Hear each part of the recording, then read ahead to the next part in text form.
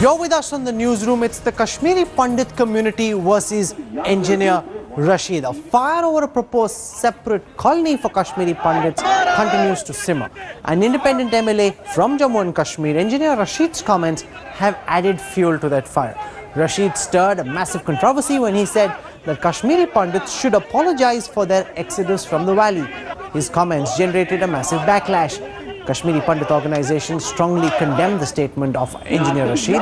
His comments also invited the fury of social media users. Meanwhile, Jammu and Kashmir Chief Minister Mufti Saeed has denied that there was ever a plan for a separate safe zone for Kashmiri Pandits, despite what the BJP ministers have been saying. They are intending to make Kashmir another Palestine. So what is the need for that? If you claim that 80% people have voted, Hurriyat people don't have a mass support, people are now with peace. So when people are with peace, who is stopping Kashmiri Pandits from coming and settling in their own, in their native places? What the hell is going on? Now you are creating a state within the state. Tomorrow I will also demand a state within the state for myself. It will not be allowed. We will never allow it. I want to go across now to Mumbai. Joining us from there is one of the most prominent voices of the Kashmiri Pandit community. Anupam Kher is joining us on this broadcast. Welcome to the newsroom, Mr. Kher. You've just come back from a very emotional trip back to your ancestral land. Explain to us the experience of going back after all these years. You went to Srinagar's Karan Nagar area, which is where you spent a lot of your time growing up. How was the experience as a Pandit in exile to go back to your native land? Well, I was born in Simla and I was brought up by my family, my parents in Simla. But from the time I was born, every year till 85, I used to go to Srinagar for 2 months, which was our summer vacations. So from Srinagar to Handwara to Post Sopore to Baramulla to all the places I have gone because all my uncles were working there and my mamas were working there. And in my house, my father's side was in Nai Sadak, which is near Habakadal, and my mother's side was in Karanagar, 84 Karanagar. And after 85, I went after 19 years for a film, and then in the last 2-3 years, I have gone there 3-4 times. I was invited by Mr. Mufti to attend a seminar on tourism in Kashmir, and which I thought it's important because around that time there were some problems of floods coming again was happening, and a lot of tourists cancelled their bookings. So I, as a Kashmiri person from Kashmir, not being Hindu or Muslim at this moment, I thought it was important to go there and accept this invitation, and I tweeted about my visit, and I said that everything is fine and this is the best place on earth, which I believe in. I was not doing any favor to anybody. And and I wanted to visit because the house that was in Nai Sadak is no more anywhere there. First time about 6 years back when I went to Karanagar, which is my mother's side, it was occupied by CRPF, and after that it's all in a broken shambles, and I have amazing memories of that place. And it was wonderful. I think the people were wonderful in Gulmarg. Also, on the way I stopped at a Kashmiri bakery, which is called Kandur. I had Engineer Rashid, the people love me over there. Has made a comment where he's seeking an unconditional apology from the Kashmiri Pandit community for migrating and leaving the Muslims behind at the mercy of guns, grenades, bullets, crackdowns, AFSPA, custodial killings. Now, this has led to a huge backlash as well, but this really is like rubbing it in, and what makes it worse is that he is a very influential MLA. His resolutions are often acted upon in the Kashmir Assembly, and here he is seeking an apology from the Pandit community. How do you react, Mr. Kher? Well, it's not only sad, but I think it's very bizarre. It comes from a person who actually does not know anything about his history or the history that has happened. Kashmiris did not leave Kashmir and went for picnic to Jammu or to Pune or to Bombay or to other places. They were thrown out of that place, and they were thrown out by mobs. Their mothers and daughters and sisters were raped. They were killed. They were butchered. and they were threatened, and they were literally frightened out of their wits to get out of that place. For him to make a statement which is so insensitive is a very soft word for him, which is so, according to me, so idiotic that I find it's very difficult to even comment on something on it. It's pathetic that we have a people like that elected into assemblies. He either has no history, no knowledge of history, what happened, Okay. or he's blinded, or he's an agent of somebody, or he's representing somebody else, not the people of Jammu and Kashmir. That's all I can say about him. You know, there's now a big debate about whether there should be, Mr. Kher, a separate township for the Kashmiri Pandit community. Now, you've come out and said that there should be a 10 square kilometer area built as a smart city with world-class infrastructure, which is a model for the rest of the country.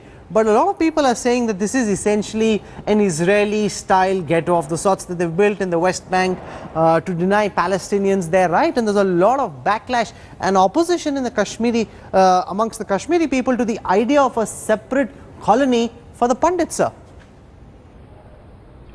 I don't want to. You see, the point is, this is a wasting energy to talk about this, something like this, because it's basically making me feel defensive about my statement. First of all, it's not possible.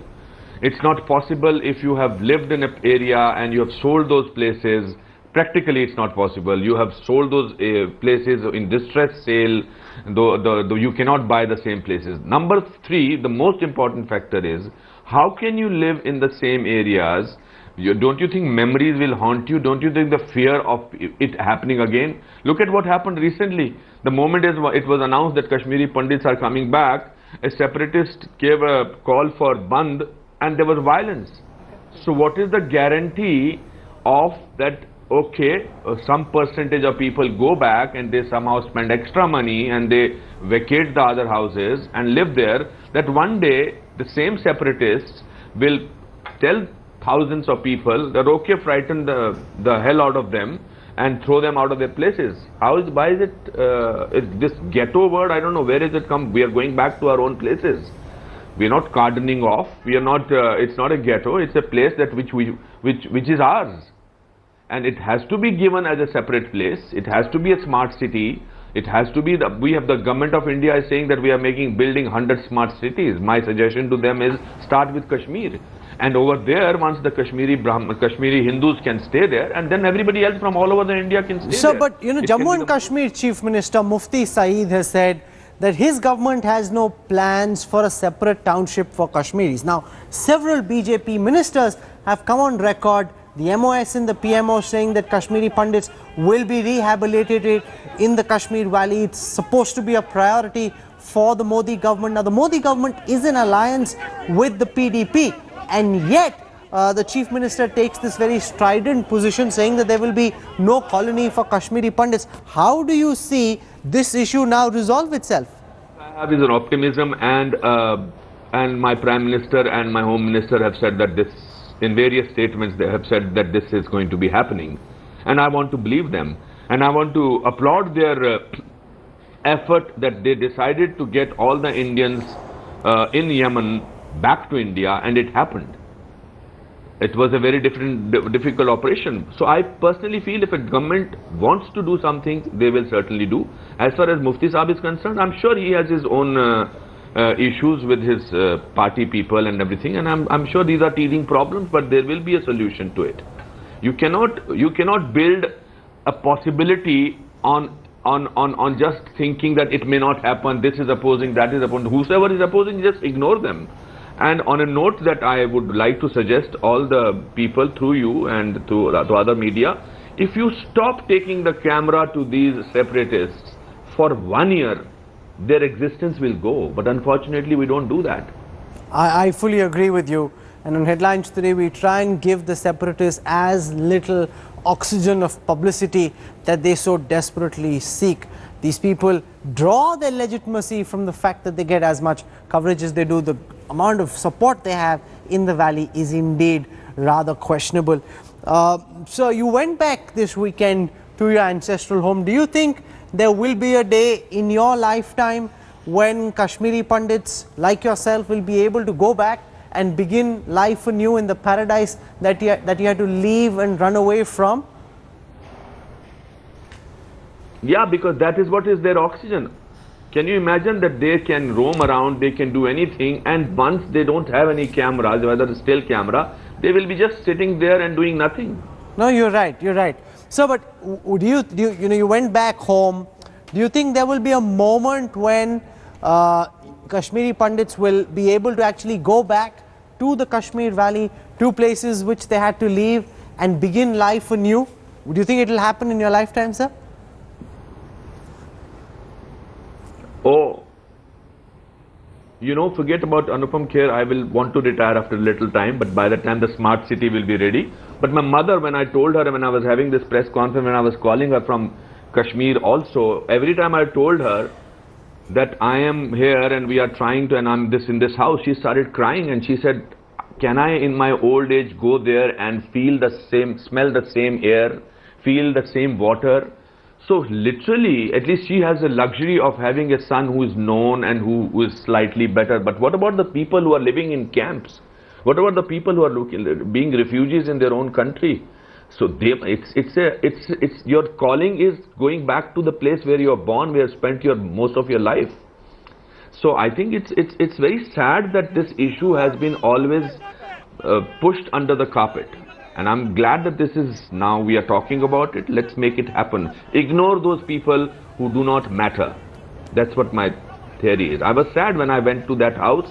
I in fact walked up to the staircase. I remembered where I used to hide, where I used to play hide and seek, where my grandmother used to sit. It was not a very nostalgia is always painful, but this was worse than that.